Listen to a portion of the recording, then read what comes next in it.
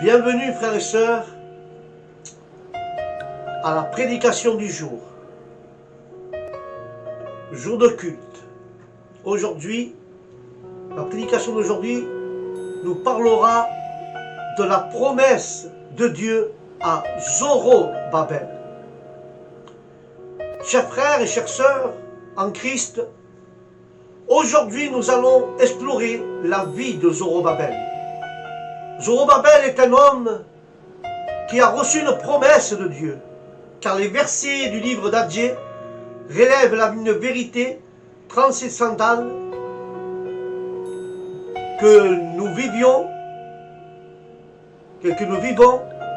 dans cette histoire. Nous vivons à une époque où les promesses de Dieu sont une source d'espoir et de force. Qui était Zorobabel pour Dieu? Et que signifie spirituellement son nom?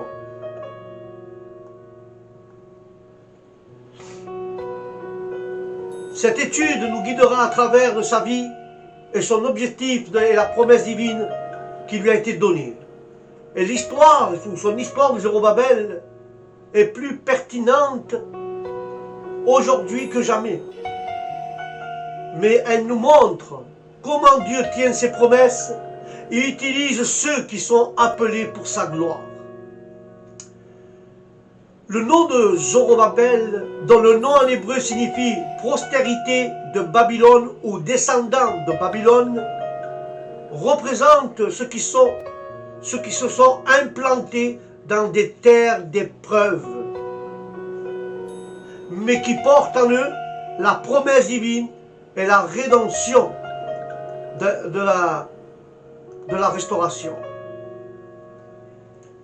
Je ne sais pas pourquoi je vais te dire cela, mais je suis en train de passer par des terres d'épreuve, des terres de maladie, des terres, frères et sœurs, de souffrance. Mais crois-le par la foi que Dieu veut te restaurer. Alléluia. Dieu veut te restaurer.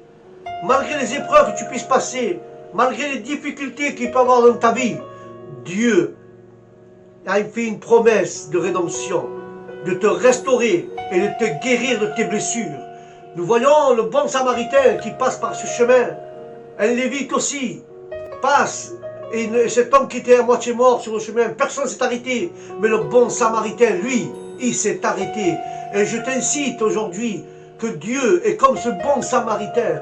Malgré que tu passes par des épreuves, par des difficultés, par des maladies, par des problèmes, lui t'a promis une promesse qui sera là avec la rédemption et avec sa restauration. Il guérira tes blessures, il enlèvera ton chagrin, il quittera ce qui t'empêche d'avancer. Car fais comme Zorobabel, aie espoir et mets toute ta force et ton courage sur les promesses de Dieu qui t'a faites. Dieu t'a promis que tu ne seras pas seul. Dieu t'a promis que pendant les épreuves, tu traverses ton désert, il sera avec toi. Que si tu as des blessures que le monde te peut affliger, Dieu sera là pour te guérir de tes blessures et te mettra dans un endroit sûr. Pour ça que Dieu, la promesse de Dieu, la promesse divine de la rédemption et de la restauration, Dieu promet que pendant tes épreuves, il est avec toi, là pour te restaurer et pour guérir tes blessures au nom de Jésus. Zorobabel, c'était un leader courageux, appelé par Dieu à diriger son peuple à une époque de reconstruction. La promesse de Zorobabel ne s'applique pas seulement à son époque, mais résonne encore aujourd'hui et nous rappelle que Dieu est avec nous et que sa puissance est à l'œuvre dans nos vies. Car l'histoire de Zorobabel nous enseigne la fidélité, le leadership et la confiance dans les promesses divines. Et nous voyons de cette étude, si tu explores qui était Zorobabel pour Dieu, ce que nous pouvons apprendre de sa vie et quelles promesses Dieu lui a faites. Alléluia. Au milieu des épreuves et des incertitudes, la vie de Zorobabel nous offre des conseils très clairs sur la manière de rester ferme dans notre foi et dans notre confiance dans les promesses de Dieu. Rejoignez-moi dans ce voyage à travers les Écritures, frères et sœurs. alors que nous découvrions ensemble les leçons de la vie de Zorobabel. Et là, il nous réserve aujourd'hui que signifie spirituellement Zorobabel. Le nom de Zorobabel a une signification profonde et pertinente. Il représente ceux qui ont été semés dans les pays étrangers, confrontés à des défis et des épreuves, mais qui portent en eux la promesse de Dieu. En hébreu, comme j'ai dit tout à l'heure, Zorobabel signifie postérité de Babylone. Ce nom nous rappelle que même si nous sommes dans un lieu d'épreuve, Dieu a un plan et un désir pour nous, et un dessein pour nous, à la semence. Dieu a un plan pour nous sortir de nos épreuves. Dieu a un dessein pour nous sortir de nos épreuves. Car la semence de Babylone, de Zorobabel, est née en exil à Babylone. Cela signifie quoi? Cela signifie, frères et sœurs, et cela symbolise la situation de nombreux croyants qui vivent dans ce monde plein de défis et d'épreuves. Telle une graine, Zorobabel portait la promesse de la croissance et le renouveau. Mais Dieu place ses enfants dans des lieux d'épreuve, afin qu'ils s'épanouissent et qu'ils portent du fruit. Parlez de Zorobabel, gouverneur de Juda, et dites: j'ébranlerai les cieux et la terre, et je renverserai le trône des royaumes, et je ne détruirai la force des royaumes et des nations. Cette lecture biblique que nous trouvons dans le livre d'Agé, chapitre 2, versets 21 et à 23, ce que je viens de lire. Zorobabel est le gouverneur de Juda, mais qui va lui dire de ma part que je vais ébranler le ciel et la terre. Je vais mettre fin au pouvoir des rois, je mettrai fin à leur règne. Je détruirai leurs chars et leurs chevaux, et les cavaliers s'entretueront. Et la parole continue à dire: j'ai choisi Zorobabel, et quand ce jour viendra, je le prendrai, je lui donnerai tout mon pouvoir, et je suis le Dieu d'Israël, et je jure que je le ferai. Voilà ce que Dieu a dit, la promesse qu'il a fait Dieu. Je choisis à Zorobabel pour détruire tout cela, et je prendrai Zorobabel, et je lui donnerai de toute ma puissance, et je serai avec lui, et je vous jure que je le ferai, dit le Seigneur. Mais l'Éternel préserva Zorobabel et le peuple de Juda au milieu de leurs ennemis. Ici aussi est prédit l'établissement de la constitution du royaume du Christ, par l'union par laquelle son peuple est scellé du Saint-Esprit, scellé à son image, se distingue ainsi de tous les autres. Des changements sont également prédits ici, jusqu'au moment où le royaume du Christ renversera et prendra place de tous les empires qui s'opposaient à sa cause. Mais la promesse fait spécialement référence au Christ qui descend de Zorobabel, en ligne directe, qui est le seul bâtisseur du temple de l'Évangile. Notre Seigneur Jésus est le sceau à la droite de Dieu, car tous et tout pouvoir lui a été donné et dérivé de lui. Tout a été donné pour lui. Tout le pouvoir était à lui et donné à dériver de lui. Par lui et en lui, toutes les promesses de Dieu sont tous oui et amen. Alléluia.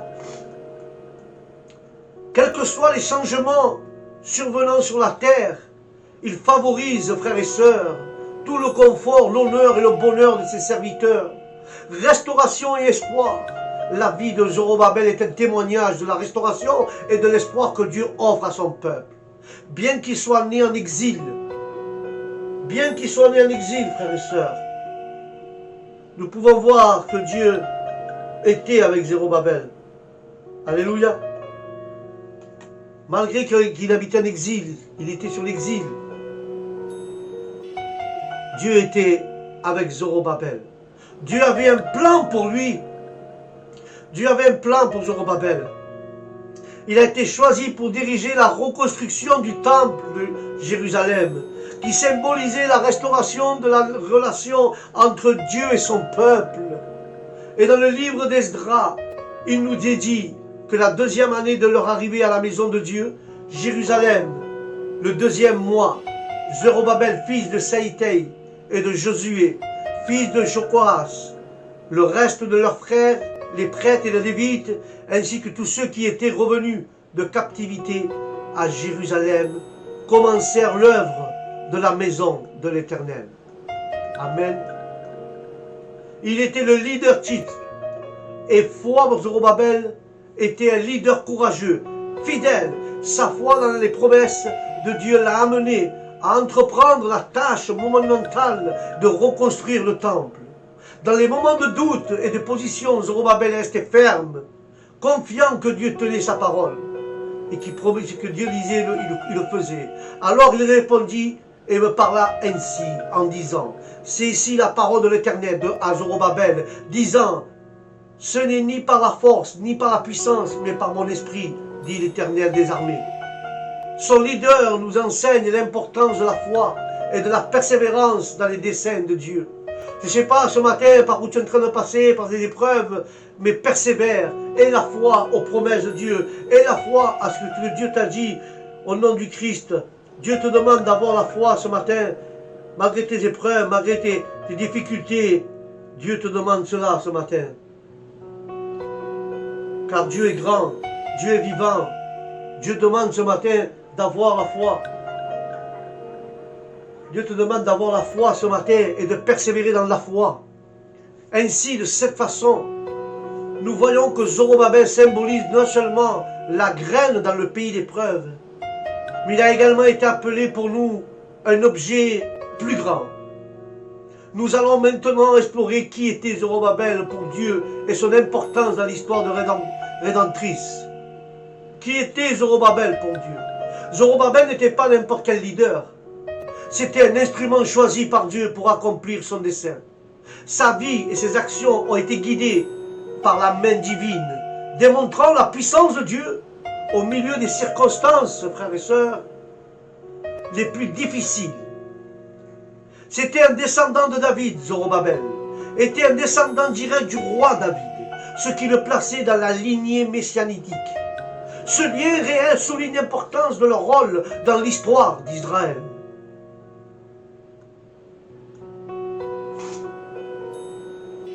Car dans l'histoire d'Israël et dans le plan rédempteur de Dieu, et les fils de Bethara, Zorobabel et Shimin, et les fils de Zorobabel, Meshulalem, et Anania, et Sélomith, leurs sœurs, sont et sa lignée, sont de la lignée de David, mais à part ça, sa lignée nous rappelle la promesse d'un sauveur qui viendra de la maison de David. Chef de retour, Dieu a choisi Zorobabel, frères et sœurs, pour diriger le retour du peuple d'Israël, de son exil à Babylone. Cette tâche monumentale exigeait de la foi, du courage et une confiance inébranlable dans les promesses de Dieu.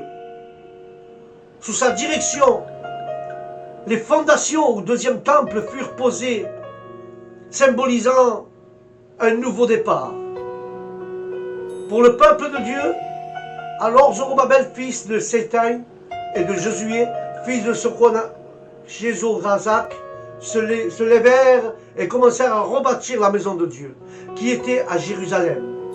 Et avec eux, les prophètes de Dieu qui les secouraient. Car nous voyons ici, frères et sœurs,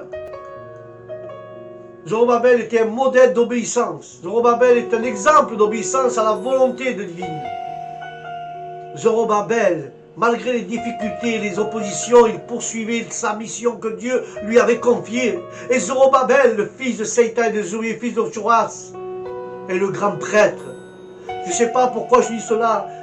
Fait comme Zorobabel, et une obéissance totale à la volonté de Dieu malgré les oppositions, malgré les difficultés. Ne jette pas la serviette, ne jette pas l'éponge. Continue dans la mission en telle que Dieu t'a mis, t'a confié. Continue à te battre pour sauver les âmes. Continue à prêcher la parole de Dieu pour que les âmes viennent au pied de Christ. Ne jette pas l'éponge, n'abandonne pas. Poursuis la mission que Dieu t'a confiée. Malgré tes difficultés, les oppositions qu'il peut avoir contre ta vie, continue à travailler et à continuer à prêcher l'évangile, pour que les âmes se convertissent au pied du Christ. Et Dieu te dit, poursuis ta mission qui t'a confiée, parce que Dieu a mis sa confiance en toi. Ne l'abandonne pas, ne jette pas l'éponge.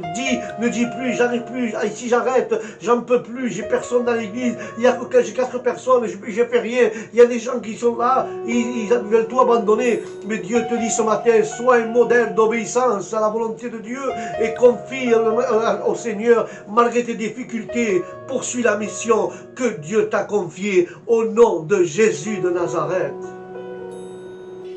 Alléluia.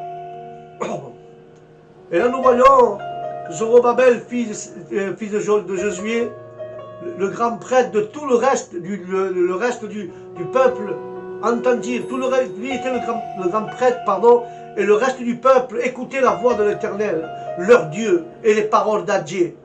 Le prophète, comme l'Éternel, leur Dieu, les avait envoyés. Lui et le peuple craignaient devant l'Éternel. Après avoir vu l'importance de Zorobabel pour le plan et dans le plan de Dieu, regardons maintenant la promesse spécifique que Dieu lui a faite à son impact sur son histoire rédemptrice. Quelle promesse a-t-il fait Dieu à Zorobabel? Dieu a fait une promesse spéciale à Zorobabel. Une promesse, frères et sœurs, une promesse qui a non seulement affecté sa vie, mais a également eu un impact durable sur l'histoire rédemptrice. En étant le signe, Dieu a promis, frères et sœurs, Dieu a promis qu'il ferait de Zorobabel une chevalière symbolisant l'autorité et la faveur divine. Et en ce jour-là, dit l'Éternel des armées, je te prendrai, Zorobabel, fils de Shelah, mon serviteur, dit l'Éternel, et je ferai une chevalière. Car je t'ai choisi, dit l'Éternel des armées.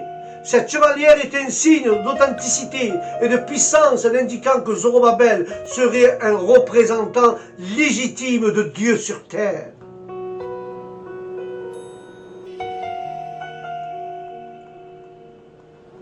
Et là, il nous montre pouvoir et protection de Dieu, qui assure à Zorobabel que sa puissance et sa protection seraient avec lui. Cette promesse lui a été donnée. La force et le courage nécessaires pour diriger la reconstruction du temple et guider le peuple d'Israël. Non pas la puissance, ni par la puissance, mais par mon esprit. Dit l'Éternel des armées. Qui es-tu, ô grande montagne devant Zorobabel? Tu seras réduit à une plainte. Il roulera la première pierre avec des cris de grâce à elle. La protection de Dieu est une garantie pour ceux qui ont confiance en lui et qui suivent son appel. L'accomplissement de cette promesse, frères et sœurs, et de la promesse messianique, c'est l'accomplissement de la promesse messianique, car la promesse faite à Zorobabel fait également des applications messianiques en tant que descendant de David. Zorobabel était dans la lignée du Messie promis. Cette promesse souligne la fidélité de Dieu à respecter ses alliances et l'espoir de la venue du Sauveur. Dans la déportation à Babylone, Jéconias devient le père de Shealtiel. Sadatel à Zorobabel. Et là, nous pouvons voir et appliquer la vie et les promesses données à Zorobabel sont des applications pratiques pour nous aujourd'hui chrétiens. Nous sommes confrontés à des épreuves et des défis, mais comme Zorobabel, nous pouvons être sûrs que Dieu a un plan pour nos vies. Nous devons nous rappeler que même dans les moments difficiles, Dieu est avec nous, en nous guidant, en nous protégeant, car la foi et l'obéissance à la volonté de Dieu nous aideront à surmonter tous les obstacles auxquels nous sommes confrontés. Car Zorobabel nous montre qu'à l'aide de Dieu, nous pouvons être des dirigeants courageux et fidèles, désireux de remplir la mission que Dieu nous a confiée. Frères et sœurs, Dieu nous a confié une mission et nous devons remplir la mission que Dieu nous a confiée. Et je vais conclure avec cela, frères et sœurs. L'histoire de Zorobabel est un puissant rappel de la fidélité et de la puissance de Dieu à travers nos vies. Nous voyons comment Dieu tient ses promesses et utilise les fidèles à ses fins. Que son exemple nous incite à faire confiance en Dieu. Cet exemple nous incite à faire confiance en Dieu et à être courageux dans notre foi et à avancer avec certitude que Dieu est avec nous. Et que chacun de nous réfléchisse aux leçons de la vie de Zorobabel, qui les applique dans sa propre vie. En faisant confiance aux promesses de notre Seigneur, frères et sœurs, la promesse de Dieu est un plan pour chacun d'entre nous, est un désir dans le cœur de Dieu. Comme Zorobabel, nous sommes appelés à être des dirigeants courageux, fidèles et confiants que Dieu est à l'œuvre dans nos vies. Dieu est à l'œuvre dans nos vies. Dieu travaille dans nos vies. Alléluia. Et je t'incite, prends courage, avance avec foi, avec certitude, malgré les difficultés, que Dieu est avec toi. Avance avec certitude, malgré les maladies, que Dieu est avec toi. Et alors, essaye d'accomplir la mission que Dieu t'a donnée et mets ta confiance en Dieu et tu verras que Dieu a un plan et un désir pour chacun d'entre nous. Et Dieu nous a appelés à être courageux, fidèles et confiants, car Dieu est en train d'œuvrer dans nos vies. Alléluia. Voilà mes frères, c'était le message d'aujourd'hui de Dieu. Mets ta confiance en Dieu. Dieu est en train, malgré tes difficultés, Dieu est en train d'œuvrer dans ta vie. Malgré que tu ne vois pas encore, mais Dieu est en train de travailler dans ta vie, car c'est le désir et le plan de Dieu que tu passes par ces difficultés. Ainsi, lui travaille dans ta vie à travers cette difficulté. Alléluia. Voilà, chers frères, voilà, chères sœurs, le message d'aujourd'hui. Aie confiance et la certitude que Dieu est avec toi pour que tu puisses avancer au nom de Jésus. Alléluia. Voilà, mes frères et mes sœurs. Que Dieu vous bénisse, que la paix de Dieu vous accompagne là où vous y allez. Et n'oubliez pas que Dieu est avec toi et Dieu travaille dans ton cœur. Merci Seigneur. Amen. Voilà mes frères, que les bénédictions de Dieu vous comblent, que la paix de Dieu vous accompagne où c'est que vous allez. Et je vous dis au prochain programme prédication du jour. Shalom.